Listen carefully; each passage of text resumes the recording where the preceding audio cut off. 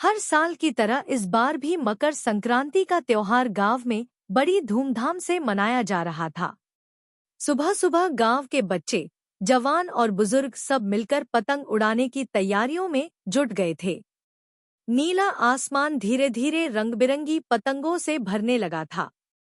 गांव के एक कोने में 10 साल का छोटू अपनी छोटी बहन गुड़िया के साथ खड़ा था।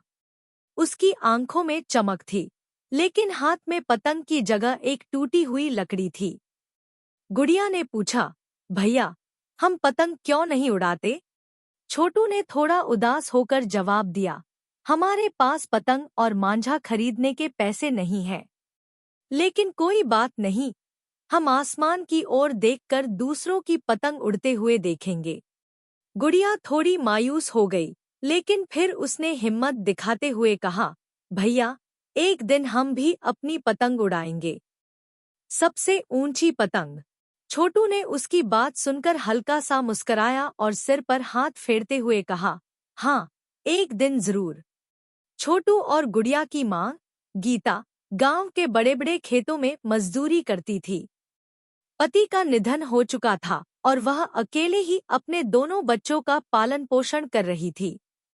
त्योहारों पर बच्चों की खुशी के लिए वह और मेहनत करती, लेकिन इस बार की मकर संक्रांति में वह कुछ खास नहीं जुटा पाई थी। रात को जब गीता घर लौटी, तो उसने दोनों बच्चों को पतंग उड़ाते बच्चों को देखते हुए पाया। उनकी आंखों में जो अधूरी ख्वाहिश थी, उसे गीता ने समझ लिया। उसने तय किया कि किसी भी हालत में बच्चों के लिए पतंग लानी है। अगले दिन मकर संक्रांति का असली दिन था। सुबह जब छोटू और गुड़िया जागे, तो उनके सामने गीता ने 2 पतंगे और मांझे का रोल रख दिया। दोनों बच्चों की आंखों में चमक लौट आई। मां, ये तुमने कहाँ से लाया? छोटू ने उत्साह से पूछा। गीता ने मुस्कुराते हुए कहा, बस समझ लो, आसमान से उतार लाई। अब जाओ और खूब पतंग उड़ाओ। छोटू और गुड़िया अपनी पतंग लेकर मैदान की ओर दौड़ पड़े। वहां पहले से ही बहुत सारे बच्चे पतंगे उड़ाने में मग्न थे। छोटू ने अपनी पतंग को उड़ाने की कोशिश की, लेकिन उसे ठीक से उड़ाना नहीं आता था। गांव के एक बुजुर्ग चाचा, जिन्हें सभी पतंग चाचा कहते थे, वहां मौजूद थे। उन्होंने छोटू को देखा और बुलाया, आओ, मैं तुम्हें सिखाता हूँ। छोटू और गुड़िया ने चाचा से पतंग उड़ाना सीखा।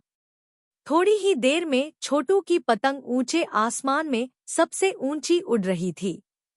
छोटू की पतंग इतनी ऊंची उड़ रही थी कि दूसरे बच्चे उसे काटने की कोशिश करने लगे। छोटू ने मांझे को कसकर पकड़ लिया और पतंग की डोर को संभालते हुए पूरी ताकत लगाई। गुड़िया उसकी मदद कर रही थी। थोड़ी देर बाद छोटू की पतंग ने सबकी पतंगों को पछाड़ दिया। वह सबसे ऊंची उड़ रही थी।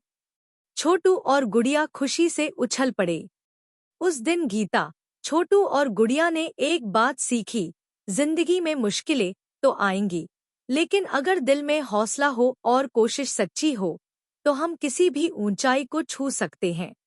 मकर संक्रांति का यह त्योहार उनके लिए केवल पतंग उड़ाने का नहीं, बल्कि जीवन में ऊंचाइयों तक पहुंचने का प्रतीक बन गया।